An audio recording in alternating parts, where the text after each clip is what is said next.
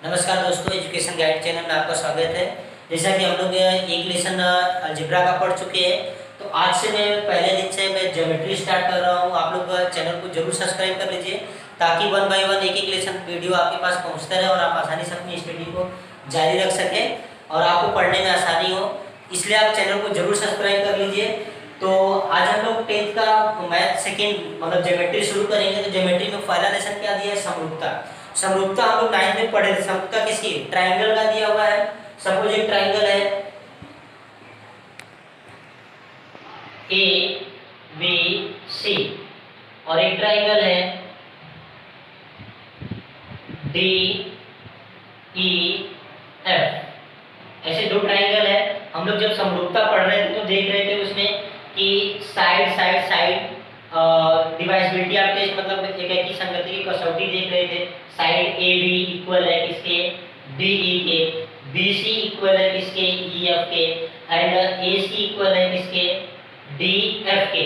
तब हम लोग बताते हैं कि यह दिया गया त्रिभुज समरूप है। अगर यार कभी कभी हम लोग देखते थे कि कोण ए बराबर है कोण डी के, कोण बी बराबर है कोण ई के, और इसमें तो क्या है, ये समकोण त्रिभुज है, इसलिए समकोण त्रिभुज के आधार पे ये क्या है? समरूप है। लेकिन अभी हम लोग को आज 1.1 पढ़ना है। तो 1.1 में क्या दिया हुआ है? 1.1 में दो त्रिभुजों के क्षेत्रफलों का अनुपात, दो त्रिभुजों के क्षेत्रफलों का अनुपात।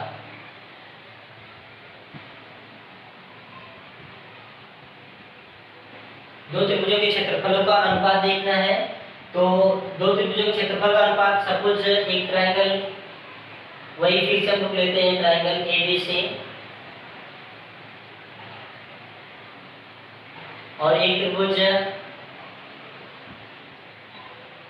डीईएफ। एक त्रिभुज हमारा एबीसी हो गया, एक डीईएफ हो गया।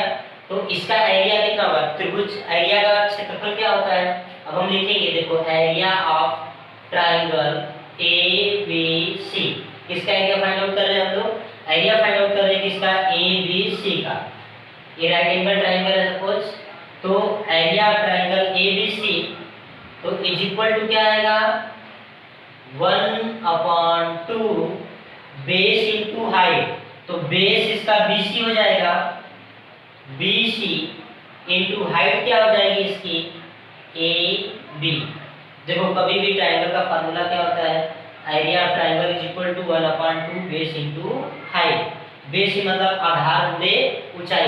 तो ये इसका क्या हो जाएगा? आधार हो जाएगा और ये क्या हो जाएगी? इसकी ऊंचाई हो जाएगी। ऐसे ही दूसरा त्रिभुज है, area of triangle D E F is equal to, तो area triangle D E F is equal to मतलब त्रिभुज E F D E F का क्षेत्रफल इज इक्वल टू क्या हो जाएगा? वही फार्मूला 1/2 बेस इंटू हाइट मतलब आधार गुणे ऊंचाई।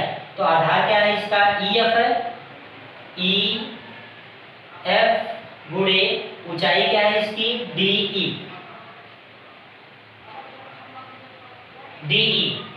अब क्या बोला है? दो त्रिभुजों के क्षेत्रफलों का अनुपात। अनुपात का मतलब क्या होता है? रेशियो बताता है। तो रेशियो बताने का मतलब मैं इसको सेकंड टाइम में नहीं करके अगर इसको मैं यहाँ पे रख करता हूँ तो ये क्या हो जाएगा? अनुपात बन गया ना, एरिया ऑफ ट्रायंगल एबीसी बटे का मतलब क्या है? Area of triangle DEF. ये क्या है? इसका अनुपात ही है ना, ये अनुपात है। इक्वल टू क्या हो जाएगा? 1/2 पहले वाले त्रिभुज का बेस इंटू हाइट मतलब आधार गुणे ऊंचाई और दूसरे त्रिभुज का बेस इंटू हाइट मतलब आधार गुणे ऊंचाई। तो ये इसका आधार गुणे ऊंचाई हम लोग ये ही है। तो अभी देखो, आधार गुणे ऊंचाई तो अपनी जगह पे ये 1/2 से क्या हो जाएगा? क्रॉस हो जाएगा। ये देखो, मैं सूत्र फाइंड आउट कर रहा हूँ, मतलब सूत्र आपको बता रहा हूँ। तो अगर ये 1/2 कट गया तो बचा क्या? पहले वाले का बेस और पहले वाले की हाइट मतलब पहले वाले का आधार और पहले वाले की ऊंचाई। ऐसे ही दूसरे वाले का आधार और दूसरे वाले की ऊंचाई। तो क्या होता है? Area of triangle A B C बटे area of triangle D E F is equal to, इसको आप इस बेस को बी लिख सकते हो, B1, आधार को हम B1 लिख सकते हैं, और इनटू ऊंचाई को हम क्या लिख सकते हैं h1 अपान, ऐसे ही इसका ये दूसरे वाले का आधार है तो आधार को हम क्या लिखेंगे b लिखेंगे, तो क्या हो जाएगा b2 एंड ये क्या हो जाएगा h2। तो इस तरह से ये फार्मूला बन गया। अगर किसी भी टू ट्रायंगल का आपको अगर अनुपात ज्ञात करना, अनुपात का मतलब बटे में होता है, तो उसका अनुपात हमको ज्ञात करना है, तो क्या करेंगे आधार गुणे ऊंचाई। इसको आप हिंदी में अगर लिखना चाहो तो आप आधार गुणे ऊंचाई लिख सकते हो। क्या लिख सकते हो, आधार गुणे ऊंचाई। और ऐसे ही इसको भी क्या लिख सकते हो, आधार गुणे ऊंचाई। इसीलिए हमने इसको क्या नाम दे दिया है, b1 दे दिया है, और इसको ऊंचाई को क्या दे दिया है h1, b2 h2। आपको पहले ही बता दिया कि त्रिभुज के क्षेत्रफल का सूत्र होता है 1/2 आधार गुणे ऊंचाई। आधार का मतलब होता है कि बेस और हाइट, बेस एंड हाइट। तो इस तरह से यही फार्मूला है, यही फार्मूला हमारा 1.1 पे लागू होने वाला है। अब हम चल के क्वेश्चन सॉल्व करते हैं, देखो कैसे सॉल्व करते हैं। अभी देखो क्वेश्चन नंबर फर्स्ट में क्या दिया है, मैं पूरा क्वेश्चन नहीं राइट किया हूँ। पहले त्रिभुज का आधार 9 ऊंचाई 5, दूसरे त्रिभुज का आधार 10 और ऊंचाई 6। दोनों त्रिभुजों के क्षेत्रफल का अनुपात हमसे पूछा है। क्या पूछा है, दोनों त्रिभुजों के क्षेत्रफल का अनुपात। तो क्या करेंगे, अभी देखो हमको त्रिभुज का नाम नहीं दिया हुआ है, इसलिए हमको क्या करना है कि पहले त्रिभुज को A1 और दूसरे त्रिभुज को A2 ले लेंगे हम लोग। और अभी पहले क्या राइट करोगे आप, इसको सॉल्व करने का देखो तरीका होता है। गिवन में क्या है, आधार पहले त्रिभुज का आधार 9 है, तो क्या लिखेंगे b1 = 9। ऐसे ही दूसरे त्रिभुज की ऊंचाई कितना है, h1 ऊंचाई को h राइट करेंगे 5। ऐसे ही दूसरे त्रिभुज का आधार 10 दिया है, तो क्या लिखेंगे b2 = 10। एंड दूसरे त्रिभुज की ऊंचाई कितना दिया है 6, तो h2 = कितना 6 दिया हुआ है। अपने से क्या पूछा है, दोनों त्रिभुजों के क्षेत्रफल का अनुपात। तो क्षेत्रफल को क्या लिखेंगे A1 area of first triangle, area of first triangle, area of second triangle. क्योंकि ट्रायंगल नहीं दिया हुआ है, नाम नहीं दिया हुआ है, इसलिए हमने कोई नाम नहीं लिखा है। एरिया A1 अपान A2 = आपको बताया था फार्मूला अभी कि क्या हो जाएगा, b1 × h1 अपान b2 × h2, b1 × h1 अपान b2 × h2। इसका कौन सा फार्मूला है, दो त्रिभुजों के क्षेत्रफलों का अनुपात। दो समरूप त्रिभुजों के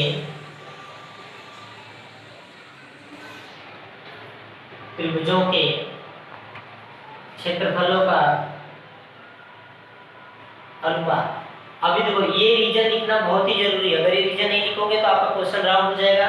इसलिए ये कौन सा फार्मूला है, दो त्रिभुजों के क्षेत्रफल का अनुपात है। तो A1 अपान A2 = अब देखो B1 का वैल्यू कितना है 9 एंड H1 का वैल्यू कितना है 5। ऐसे ही B2 का वैल्यू कितना है 10 × H2 का वैल्यू कितना है 6। अभी क्या हो जाएगा, ये क्रॉस हो जाएगा, 3 × 2 = 6, 3 × 3 = 9, 5 × 1 = 5, 5 × 2 = 10। क्योंकि ये क्रॉस होने लगा इसलिए हमने क्या किया, क्रॉस कर दिया। अगर क्रॉस नहीं हो तो डायरेक्ट मल्टीप्लाई कर देंगे। तो A1 अपान A2 = 3 × 1 = 3 एंड 2 × 2 = 4। अब क्या लिखेंगे, दोनों पूछा था हमने, दोनों पहले और दूसरे त्रिभुज का अनुपात बताओ, तो हम अपना आंसर भी अनुपात में लिखेंगे। A1 अनुपात A2 = 3:4। ये अपना आंसर होगा। इस तरह से पहला क्वेश्चन हमारा सॉल्व हो गया। कितना इजी है, बस आपको ये फार्मूला राइट करना है और ध्यान रखना, प्लेस वैल्यू करना है और सॉल्व कर देना है। अभी क्वेश्चन नंबर 2 में क्या है, ट्रायंगल बना के दिया हुआ है और इसका वैल्यू दिया है, बोला है BC परपेंडिकुलर AD। अभी देखो यहाँ पे दत्त आपका जो भी क्वेश्चन में दिया हुआ है उसको हमने राइट कर लिया। तो ये दत्त ने क्या बोला है, BC, ये BC परपेंडिकुलर है किसके ऊपर, AB के ऊपर। परपेंडिकुलर लाइन है, इसे लंब रेखा है। ऐसे ही AD ए बी परपेंडिकुलर किसका, ए बी, ए बी के ऊपर ए डी भी क्या है, परपेंडिकुलर लंब रेखा है। तो और बी सी का वैल्यू कितना दिया हुआ है, इसका वैल्यू कितना दिया हुआ है 4, और ए डी इसका वैल्यू कितना दिया हुआ है 8। तो हमसे क्या पूछा है, area triangle A B C and A D B, इन दोनों का रेशियो पूछा हुआ है, क्वेश्चन मार्क। तो कैसे फाइंड आउट करेंगे हम, आपको फार्मूला पहले से ही पता है और ये क्वेश्चन बहुत ही इजी है। Area triangle A B C upon area triangle A B B is equal to base into height. तो बेस इसका ए बी सी में इसका बेस क्या होगा, ए बी, हाइट क्या होगी इसकी बी सी, और एरिया ए डी बी में बेस क्या होगा इसका ए बी ही होगा। तो दोनों का बेस क्या है, सेम है। बेस मतलब आधार दोनों का समान है। त्रिभुज ए बी सी के लिए भी आधार ए बी है और त्रिभुज ए डी बी के लिए भी आधार क्या है, ए बी है। तो दोनों का आधार समान है। तो आधार समान है तो क्या बचा, इसका ऊंचाई बचा। तो हम क्या लिख देंगे, h1 अपान h2। क्यों राइट कर दिए, क्योंकि इसका आधार क्या है, समान है। आपने देखा कि ए बी सी के लिए भी आधार वही है और ए डी बी के लिए भी आधार यही है। तो ये दो ये क्या है, सेम हो गया ना। तो सेम होगा तो ऐसे भी अगर आधार लिखोगे तो कट जाएगा। तो क्या लिखोगे, h1 अपान h2। यहाँ पे रीजन डालना, आधार समान होने पर, आधार समान होने पर, ये आपका रीजन हो जाएगा। ऐसे ही area of triangle A B C upon area of triangle A B B is equal to h1 का मतलब BC का वैल्यू कितना है 4। ऐसे ही h2 का मतलब क्या, AD, मतलब ADB में इसका ऊंचाई क्या है, AD है ना, तो AD का वैल्यू कितना आ जाएगा 8। अगर आप इसको बड़ा करना चाहते हो तो यहाँ पे नेम लिख सकते हो। नेम में क्या लिखोगे, BC अपॉन AD। तो area of triangle ABC upon area of triangle ADB is equal to इसका 4 और इसका 8। 4 1 जा 4, 4 2 जा 8, कितना आ गया 1/2। यही अपने से पूछा था, तो हो गया आंसर अपना। Area of triangle ABC upon area of triangle ADB is equal to 1/2। इस तरह से सॉल्व करना, कितना सिंपल है। रेडी। अभी देखो क्वेश्चन नंबर 3। तो क्वेश्चन नंबर 3 में जो पूरा क्वेश्चन नहीं राइट किया, जो चीज दिया हुआ 10 में राइट किया, वो क्या दिया है, PS परपेंडिकुलर RQ। जो PS है ये RQ का परपेंडिकुलर है, मतलब ये इसकी हाइट हो जाएगी। और QT परपेंडिकुलर है किसके, PR, ये लाइन पे ये परपेंडिकुलर है।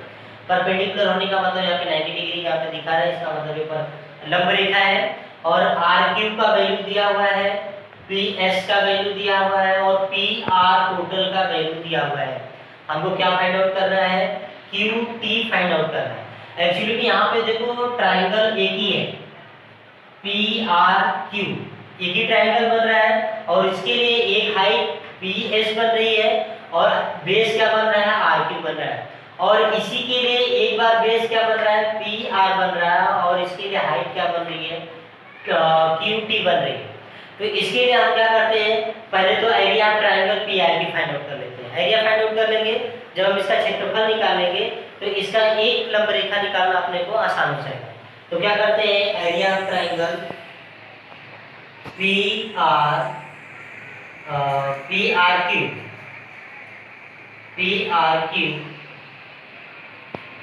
इज इक्वल टू क्या हो जाएगा 1/2 बेस इंटू हाइट। तो बेस इसका क्या आएगा RQ, मतलब आधार गुणे ऊंचाई क्या आ जाएगा इसका PS is equal to 1/2। RQ का वैल्यू कितना दिया हुआ है 6 ये इसके साथ में मल्टीप्लाई कर रहा है, और यहाँ पे पी एस का भी वैल्यू कितना है 6, 2 × 2 2 3 6। अब नीचे का नंबर कट गया, अब ये 6 1 के साथ मल्टीप्लाई करेगा तो 6 से आएगा, और 6 3 के साथ मल्टीप्लाई करेगा तो कितना आ जाएगा 18। ये किसका area, area of triangle P R Q, ये इसका एरिया फाइंड आउट हो गया, किसका पी आर क्यू का एरिया फाइंड आउट हो गया। अब हमको क्या फाइंड आउट करना है, क्यू टी का वैल्यू फाइंड आउट करना है, तो फिर से हम वही लिखेंगे area of triangle P R Q is equal to क्या हो जाएगा 1/2। 1/2, अब इसके देखिए बेस किसको लेना है, पी आर को लेना है, तो बेस क्या आ जाएगा आपका पी आर इंटू, और हाइट क्या आ जाएगी आपकी क्यू टी। अभी हाइट आ जाएगी, तो आपको देखो यहाँ पे एरिया इसका मालूम है, आपने यहाँ पे फाइंड आउट किया हुआ है, इसका क्षेत्रफल मालूम है आपको, तो इतना यहाँ पे कितना आ जाएगा 18 is equal to 1/2। P R का वैल्यू कितना है 12 है, और क्यू टी अपने को मालूम नहीं, तो ये यहाँ पे क्या करेगा कट करेगा, 2 6 12, 6 आ जाएगा 6 Q T, 6 Q T, 6 Q T हो गया इज इक्वल टू कितना है 18। अभी 6 इधर जा क्या करेगा डिवाइड करेगा, यहाँ पे हम फाइंड आउट करते हैं Q T is equal to, अब देखो ये 18 है और ये 6 इधर जा क्या करेगा डिवाइड करेगा, 6 1 6 6 3 18, तो क्यू टी का वैल्यू कितना आ गया 3 लिखा। इस तरह से अपना क्वेश्चन नंबर 3 भी सॉल्व हो गया। समझ में आया कैसे सॉल्व हुआ। अभी जो क्वेश्चन नंबर 4, तो क्वेश्चन नंबर 4 में ये आपका डायग्राम दिया हुआ है, और दत्त ने क्या दिया है एडी पैरेलल लाइन किसके हैं बीसी के, और एपी जो एपी है ये क्या है परपेंडिकुलर लाइन है किसके ऊपर बीसी के ऊपर, मतलब लंब रेखा है, तो लंब रेखा है, और आपने से पूछा क्या है area of triangle ABC upon area of triangle BCD, question mark, मतलब ये अपने से पूछा हुआ है। तो हम क्या करेंगे, जब ट्रायंगल का नाम दिया है तो अपने को क्या करना है आधारभूत ऊंचाई करके फाइंड आउट करना है। तो area of triangle ABC upon area of triangle BCD is equal to, अभी एबीसी तो क्या करेंगे 1/2 आधारभूत ऊंचाई तो लिखना नहीं, अपने को क्या लिखना है बस b1 h1, तो b1 का वैल्यू कितना है, मतलब बेस इसका क्या हो जाएगा abc, तो इसकी लिए ऊंचाई क्या बनेगी ab बनेगी, तो आधार क्या होगा इसका bc, bc क्या हो जाएगा इसका आधार हो जाएगा, तो bc इंटू ab, इसको आप लिखना चाहो तो लिखो, क्योंकि देखो BCD के लिए भी क्या होगा आधार BC होगा और ऊंचाई यही क्या होगा AP होगा, तो आधारभूत ऊंचाई बराबर है दोनों कट जाएंगे, तो BCD इसके लिए आधार क्या होगा BC ही होगा। देखो BCD के लिए आधार क्या होगा BCD, इस त्रिभुज के लिए भी आधार क्या बनेगा BC बनेगा, और ऊंचाई क्या बनेगी ऊंचाई यही वाली बनेगी AP। तो इस ये क्या है दो त्रिभुजों के क्षेत्रफलों का अनुपात, दो समरूप त्रिभुजों के क्षेत्रफल का अनुपात, तो ये इससे कट जाएगा ये इससे कट जाएगा, कितना आ जाएगा 1 आ जाएगा, कुछ नहीं है तो 1 1 राइट करेंगे हम लोग area of triangle area of triangle ABC upon area of triangle BCD is equal to कितना आ जाएगा 1/1। बस हो गया, फोर्थ वाला भी आसान, कितना ये सिर्फ पहचानना है, इसका आधार और ऊंचाई पहचाने आप आसानी से सॉल्व कर सकते हैं।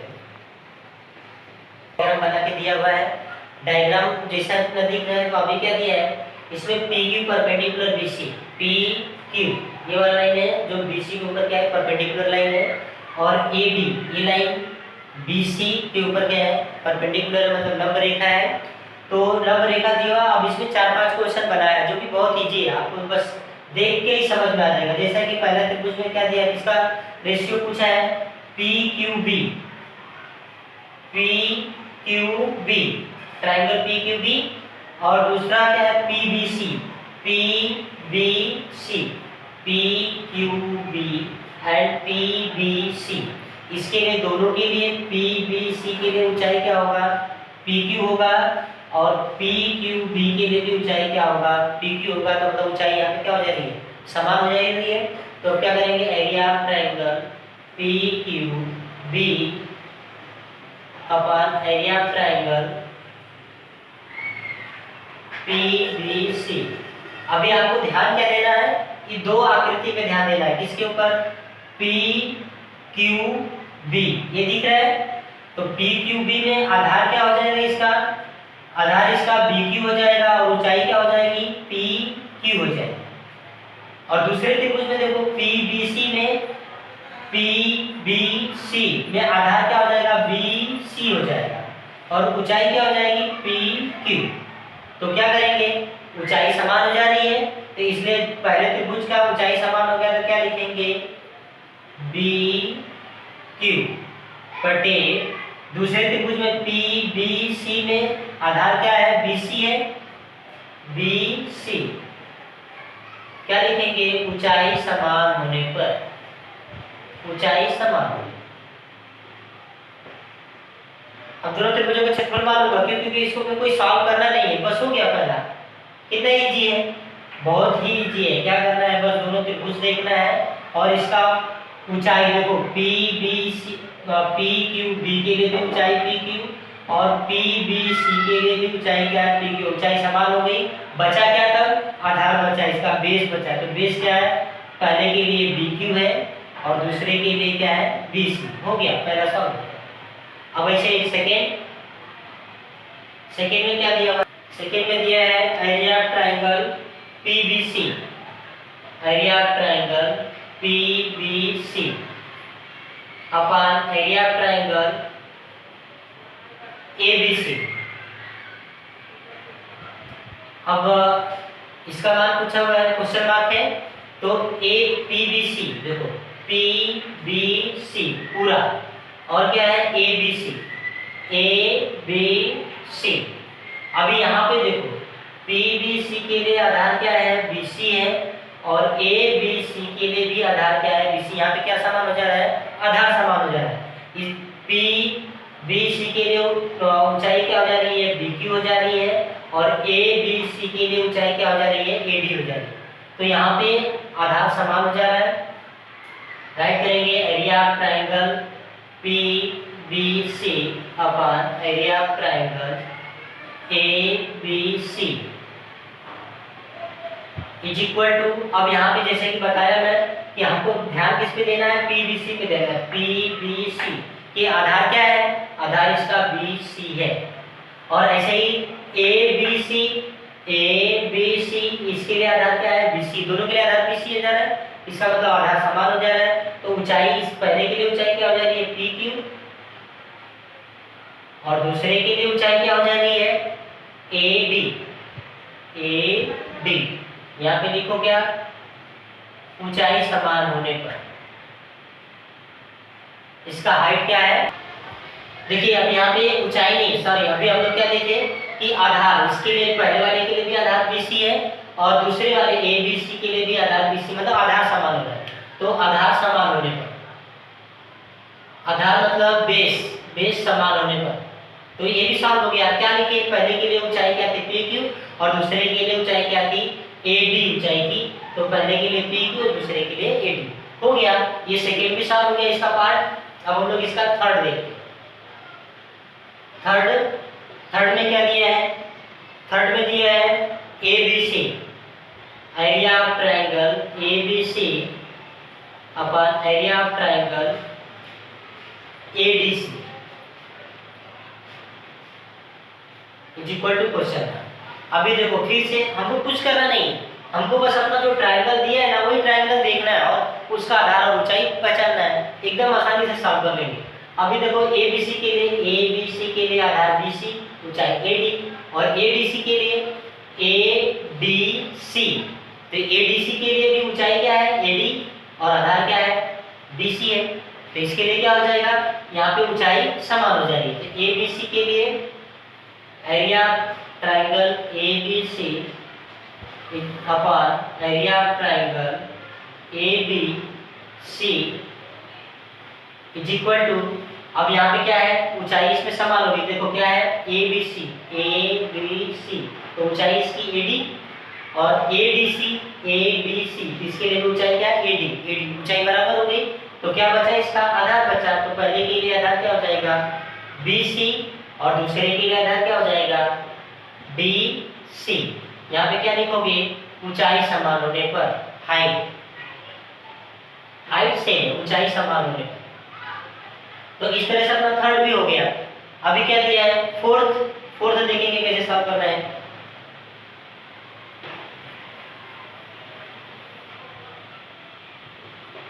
फोर्थ का देखो, फोर्थ के लिए दिया है ADC, area triangle ADC upon area triangle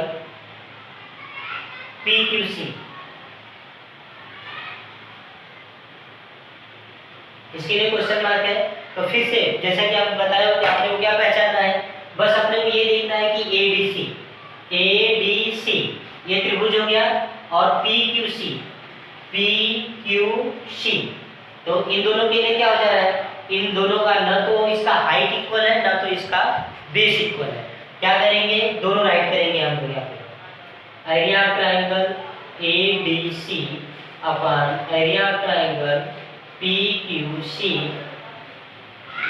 is equal to, देखो एडीसी के लिए हाइट क्या हो रहा है, एडीसी के लिए आधार गुणे ऊंचाई, तो आधार क्या हो रहा है, डीसी, एंड ऊंचाई इसका हाइट क्या हो रहा है, एडी। ऐसे ही पीक्यूसी के लिए पीक्यूसी, इसका भी बेस क्या हो रहा है, क्यूसी, और इसकी हाइट क्या हो रही है, पी क्यू। क्योंकि देखो इसमें इसका बेस क्यूसी और इसका बेस डीसी अलग अलग हो गए दोनों, और इसकी ऊंचाई एडी और इसका ऊंचाई पी क्यू, दोनों ऊंचाई भी अलग हो गया। तो इसके लिए हम लोग क्या किया, अलग अलग राइट कर दिए। तो ये भी सॉल्व हो गया, दो समरूप त्रिभुजों के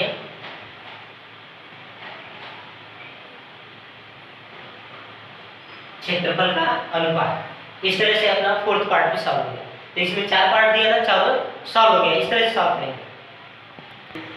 इस तरह से अपना ये ज्योमेट्री का फर्स्ट लेसन जो है अपना 1.1 सॉल्व हो गया। आप चैनल को सब्सक्राइब कर लीजिए ताकि हम लोग 1.2 1.3 ऐसे कंटिन्यू सॉल्व करते रहेंगे। Thank you for watching my video. धन्यवाद।